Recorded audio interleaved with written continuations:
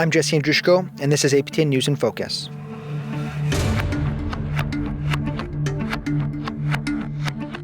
Homelessness, houseless, shelterless. In Winnipeg, they're hard to miss. People sleep on sidewalks, in bus shelters, down alleyways, in tents. But who are they? That's the question former APTN News web reporter Kathleen Martens explores in the award-winning podcast series Our Relatives, Life on the Streets. As Winnipeg and communities across Canada continue to grapple with the toxic drug crisis and homelessness, we're sharing the first episode of this powerful limited series. It's called Homeless Karaoke.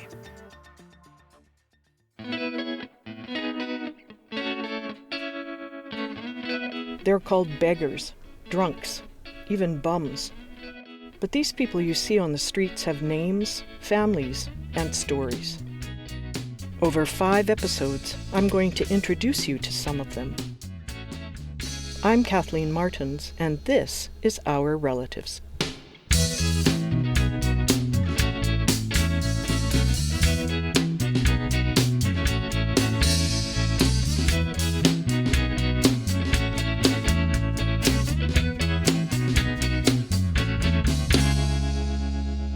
Let's start with a little karaoke. There he is. All right. Good evening, 190.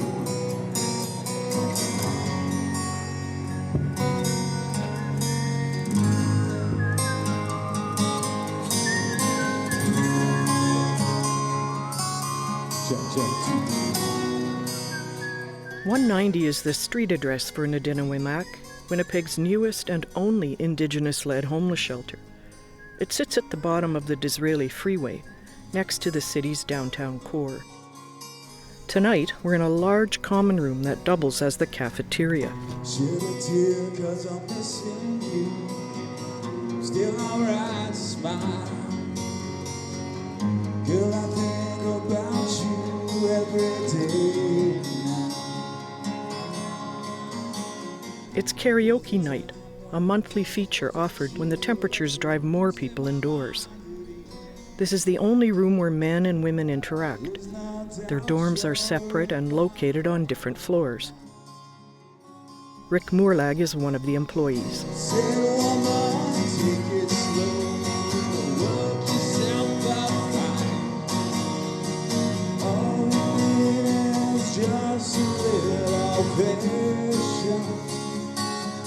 Singing about patience seems appropriate. Rick gives off a laid-back vibe. He's the night manager who handles intake at this shelter that doesn't turn anyone away, whether they're drunk or high or in between.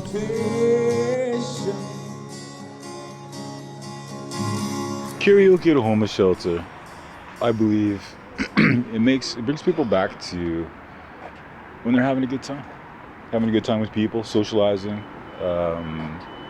kind of tribal mentality a little bit, community, everyone having fun together.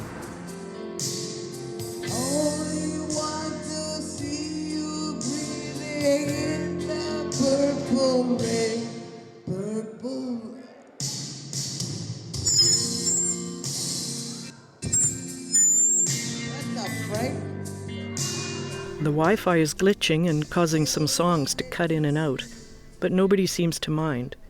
Some people sleep right through the music on their chairs, while others lounge on black mats on the floor. 2 couples are up slow dancing.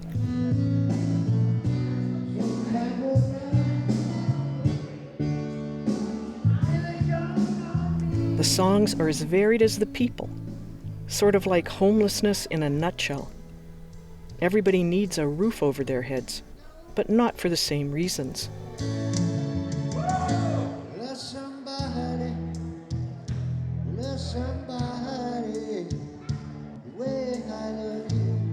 The elderly man belting out this Bee Gees classic is in a wheelchair.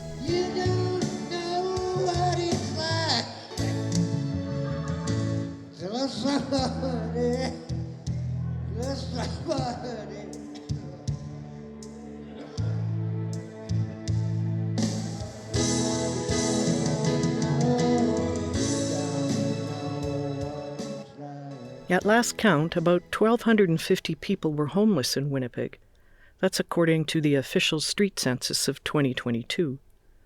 An overwhelming majority of those surveyed identified as being Indigenous. At least 50 were over the age of 65, and one was 80 years old.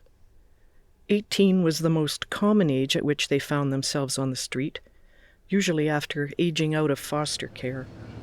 So we have 100 beds down here, and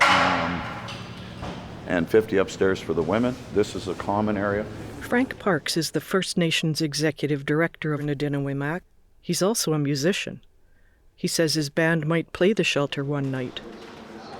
We are Indigenous-led, and we're low barrier. Yeah, can you explain what that means? What that means is we don't turn people away when they're intoxicated or under the effect of drugs. Other shelters will turn away people that are highly intoxicated, yeah. Nadinawimak has beds for about 150 people and capacity for another 50. It serves 600 meals a day and houses thousands of people. The morning, the ghost is burning and the rain keeps pouring. My feeling. Unlike the other 3 major shelters, this one remains open during the day. The moccasin telegraph is a powerful communication tool. So we're well known in the community as a space for Indigenous people. So we do have a percentage that are non-Indigenous or that kind of thing. But again, we don't turn anybody away. Catherine singing Strawberry Wine, you're up.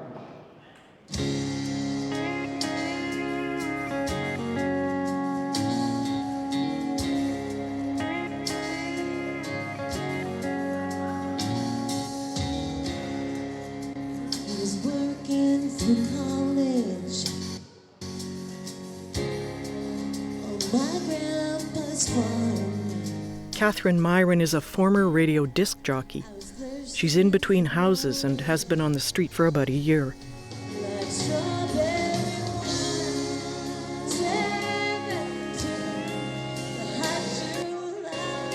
Her soft voice and good looks cause heads to turn, especially among the men.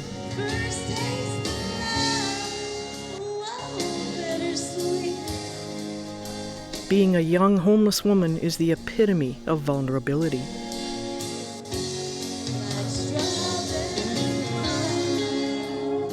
Believe me, I do worry about my safety, especially being female, and sometimes you'll dress down or even dress like a guy just to stay away from that. Catherine comes from Long Plain First Nation, an Ojibwe and Dakota community about an hour west of Winnipeg. It's the home of 2 women who lived on the street before they disappeared in 2022. Their names were Morgan Harris and Mercedes Myron.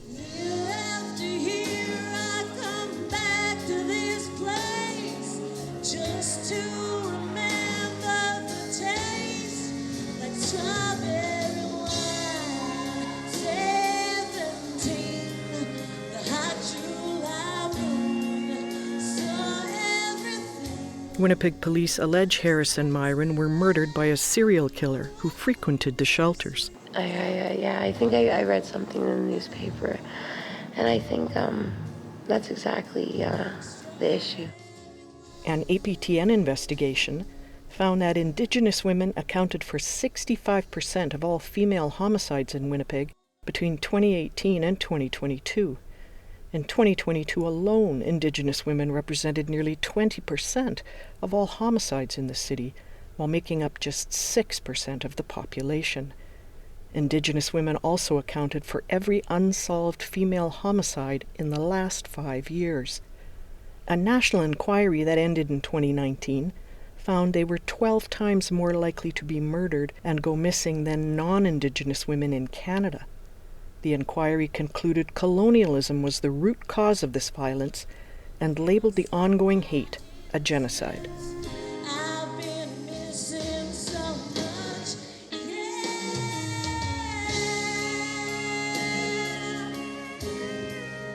How come you're here tonight at the shelter?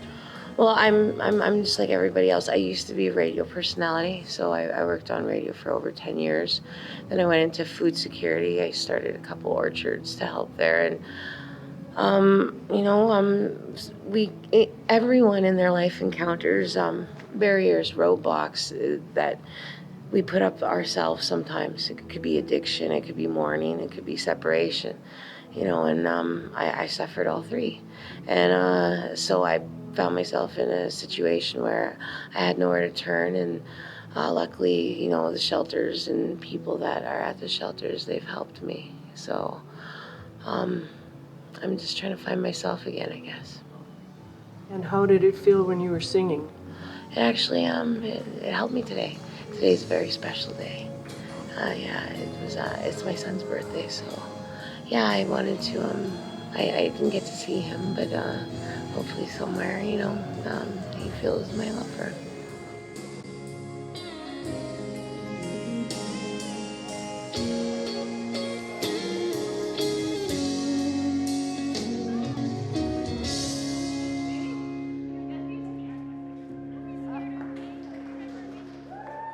When Canada was being settled, politicians created special rules for Indigenous peoples.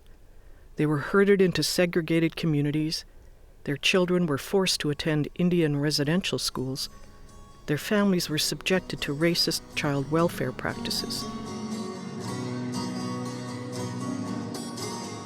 Frank says the effects can be seen in the homeless community. They are our relatives. When we talk about relatives, you've heard that thing, the 6 degrees of separation, right? And it all leads to Kevin Bacon. And well, the reality is you probably only have to go 2 degrees and you know somebody who's homeless or has been homeless or is on the verge of being homeless. So we use the term relative to describe them because they are that close to us. They're our family.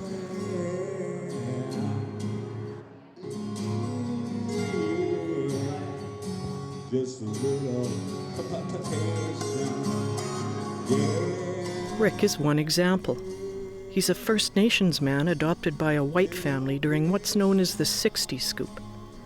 That's when Indigenous children were taken from their homes to be raised by non-Indigenous people between the late 1950s and early 1980s. I did find my adopted parents, my biological parents. And to be honest, it was my biological mother was only 12 when she had me. So when I found her, she was only 12 years older than I was. So she was in the system back then.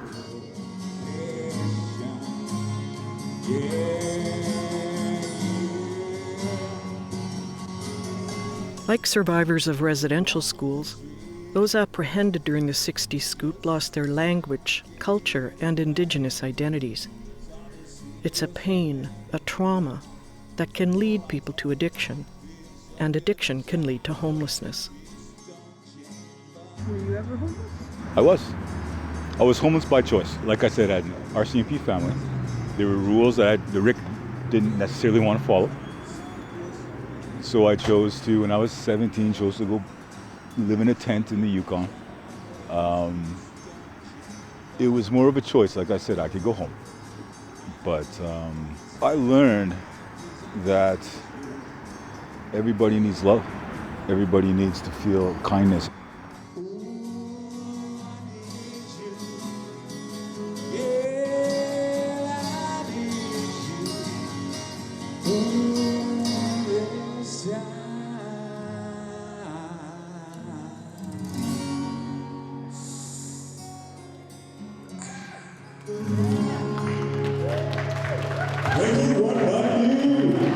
By the way, Nadinawimak means our relative's place in Ojibwe.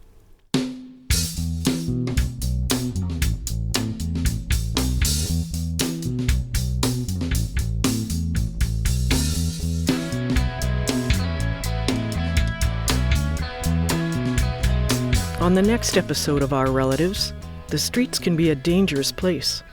So can homeless shelters. Teresa Bauer is a Cree woman who was sexually assaulted at Nadinawimak. At 190, I was sleeping in front of the TV, and just around the corner is the entrance.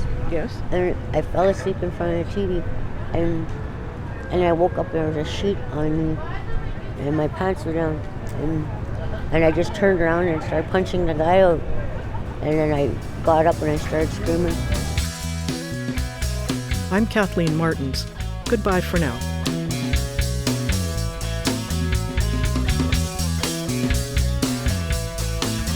Written and reported by Kathleen Martens. Recorded and edited by Jesse Andrushko. Produced by Mark Blackburn. Theme music by Backyard Rink.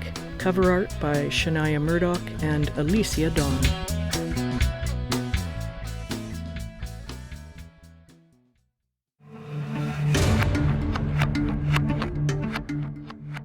If you'd like to hear the rest of the episodes, you'll find the link in the description, or you can search for Our Relatives Life on the Streets wherever you get your podcasts.